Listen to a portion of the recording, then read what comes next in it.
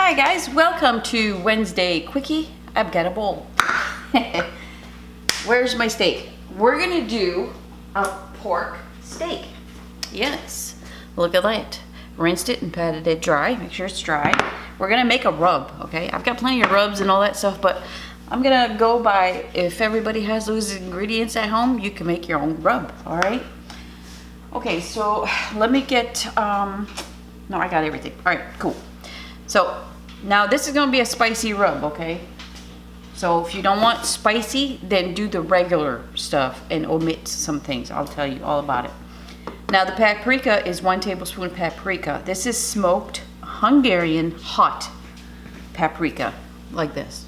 I get it off Amazon. It's amazing. Okay, so you invest in some good paprika. Okay, so we need some salt. Pork loves salt. It's a little salty anyways, but it's all right. We got 2 teaspoons of kosher salt. I will type it down below for you guys. And spicy, okay? So this is a good teaspoon of black pepper. You could either do like a couple pinches of cayenne, but I'm gonna put black pepper. Pepper on pork is really nice. So this is a teaspoon and a half of garlic powder. And this is the same amount, a teaspoon and a half of onion powder. I dehydrate my own onions, that's why it looks like that. And it's okay, all right? There's no preservatives, there's no packets, it's just fresh. Tell you open up a jar of that stuff 3 years later, and it smells like you just did it yesterday. It's freaking amazing. All right, so oregano, a teaspoon of that. Yes, I say oregano. All right, so when you do like okay, so this is part of the shoulder, right? Or pork butt, and they slice it in that. So you got a piece of bone. It's in there somewhere. Probably can see it better on the other side. So they just slice it in like almost 2 inches thick.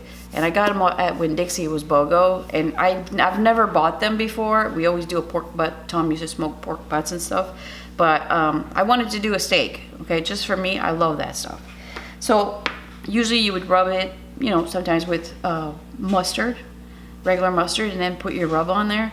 But with this, I just want the rub. So I'm gonna put the mustard in powder, okay? So it's this. You can find that stuff at Walmart, it's not a big deal. So that's about 3/4 teaspoons, almost a teaspoon. I don't wanna overpower it, you know, because it's pretty strong when it's in powder like that. Cumino, a 1/2 teaspoon of cumin. Ah, yes. When you have like, was it carnitas and stuff like that, there's a little taste of cumin in there somewhere. So this will be good with this. And this is a powerful herb right here. This is a 1/2 teaspoon of sage. You know what sage reminds me of? It reminds me of Thanksgiving, because that's what they put in the stuffing, right? If you make homemade stuffing, or dressing, I should say. I know I put sage in mine, lots of it. And I do have a video out there of my homemade dressing. I know Thanksgiving is coming up. Unless I put this up after Thanksgiving, I don't know. You never know. I mean, I upload my videos according to, you know, if it's Thanksgiving, then I got like turkey wings that I saved up. I'm gonna put that up there. You know, all depends. If my garden's in season or stuff like that. All right, so I'm gonna mix this up pretty good. Like my onions got little clumps in there. I always gotta, it's not hard, it's just, you know. Oh yeah, that's beautiful. I may not use all of this, but we'll see. So I can fit one of these in my air fryer. This will fit in any air fryer, I'm pretty sure of it. So let's put some olive oil on there, a little bit.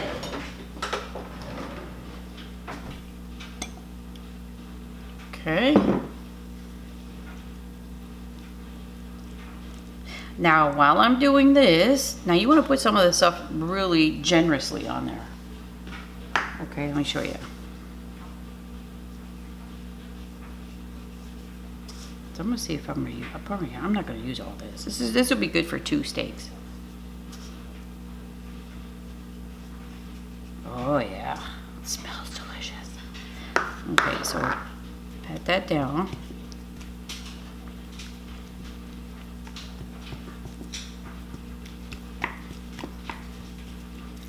Okay, flip it over.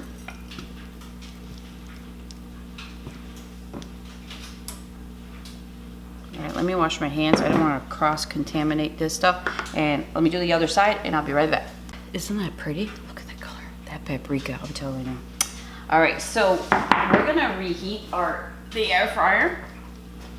And if you don't have a flat pan for your air fryer, no big deal. It's pretty, it's okay. I mean, it's got a little bit, I trimmed a little bit of fat off there, not a whole lot. But let's preheat this. We want this hot as balls.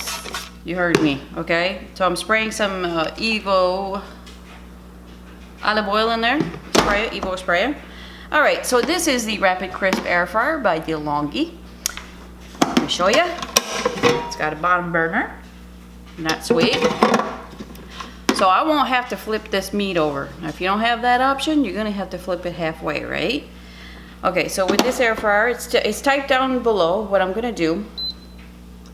I'm gonna go to the hottest setting on this machine, which is manual number 4. Okay, you'll see what the temperature of that is. You see this button here? That's your bottom burner on. Okay, you want that on. If not, you're gonna have to flip this over. Okay, let's preheat this because I want to hear a little sizzle on the bottom of this. Okay, so you guys ready? Let's go. Come on. By the way, I still have enough for another pork steak. So I'm going to save this and do it probably in a couple days. You guys, what's that, 3 minutes? Beautiful. Spread your oil because it kind of goes to the center when you do this. All right, so the top I'm not spraying with oil. Look what I got. I got a tablespoon of unsalted butter on top of there. Okay. Oh my God. This thing's a big one. Come on. Come with me. Ugh. Get your butt on there. Okay. Little sizzle going on. All right. Keep the temperatures as is. All right. It's going to continue. I'm going to put this aside. I'm going to go get some fresh parsley out of the garden. Okay. So with pork, you have to get to 145 degrees. Just get yourself a thermometer. I can't tell you how long it's going to take. Everybody's piece of meat is going to be a different size or different temperature, air fryer, all that stuff. So you have to invest into a handheld thermometer, a meat thermometer. Okay, I have a couple of them. They have magnets on them. They stick on the fridge. It's always there. You have to have that. So 145 degrees is safe temperature for pork. You could go a little bit higher. I'm telling you, with an air fryer, the meat does not dry out at all. Okay, so we started at, let's say, 26 minutes. I'm going to leave it at that and see how much time has elapsed. Whatever time that I did to reach that temperature, if you don't have that bottom burner, flip the steak over halfway of that. Okay, so I'll be back. I'm going to go get some parsley. Let's check it out. What is it? 9 minutes? Okay, so let's check it out. Ooh, girlfriend. Look at it. Look at it. Don't dance. Okay, so here we go.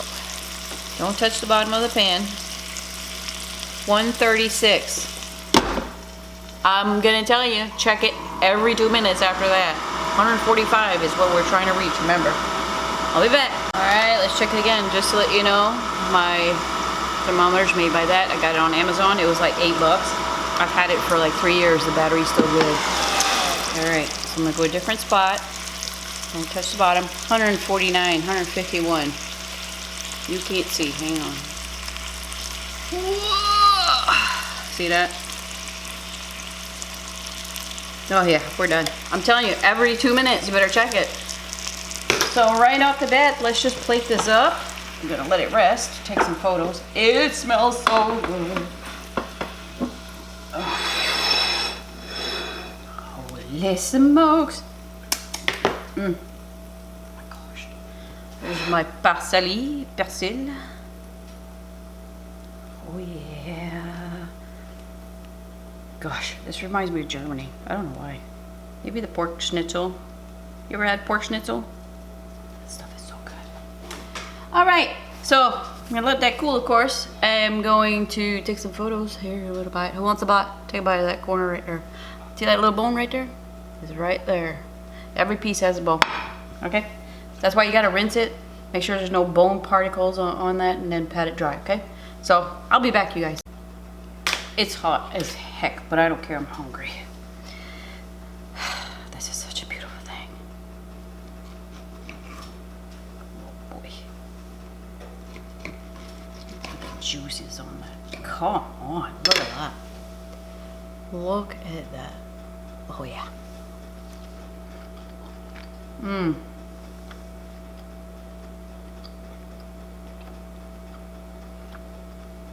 That is so good.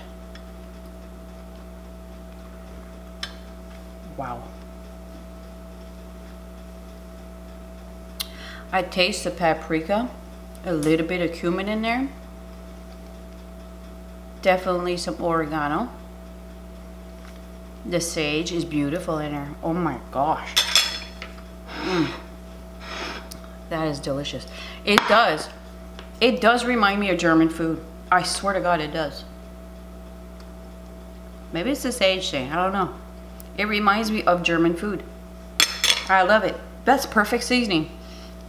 Okay, so 2 teaspoons of kosher salt. I would cut that down to a teaspoon and a half. Now, if your butter's salted, cut it down to a teaspoon. It's a little too salty for me. It's not overwhelming, it's not a lot, but I don't use a whole lot of salt in my food. I don't even salt my food. I haven't done that in like 30 years. I don't salt anything. So if I'm gonna do this again, I'm gonna cut it down to a teaspoon and a half. But other than that, I wouldn't change a friggin' thing. That is outstanding, you guys. And it was 2 pork steaks they were about $10 packages for 2 large steaks like this. And it was buy one, get one free. So I got 4 steaks for $10. That's not bad. This would feed a family of 4. I mean, Tom and I could probably eat about where the bone is, because that's the best part. Probably eat that little corner and he could have all that. I don't know. But it's a pretty cheap meal and it's delicious. It's really nice to invest in spices, you guys. And a meat thermometer, I can't, if I find it, if it's still on Amazon, like I said, it's been like 3 or 4 years. So I don't know if they still make it, but it's a damn good one for $8. All right, you guys, I appreciate you guys stopping by. Leave me a thumbs up and subscribe. Come back again, share it out. It helps me out, keeps me going. Thanks a lot. Bye-bye.